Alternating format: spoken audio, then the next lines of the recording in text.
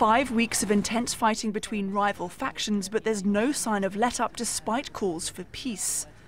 The Misrata brigades are trying to push rivals from Zintan away from the main international airport, which they've controlled since the revolution 3 years ago.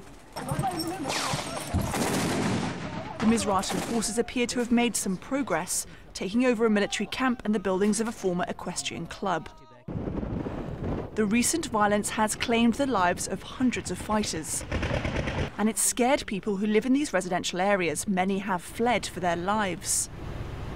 There have been calls for a ceasefire from civil society groups within Libya and from the international community.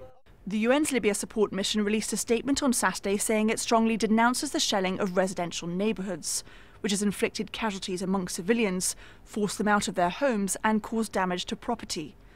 The mission warns that the continued fighting poses a serious threat to Libya's political process and to the security and stability of the country.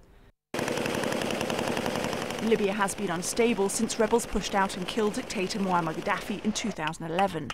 But this violence is some of the worst seen since then. The rebel groups are allied to different political leaders. They're often paid by the state to fill a security vacuum created when the national forces were disbanded. Although some of the fighters used to be in the military, many others have little or no official training.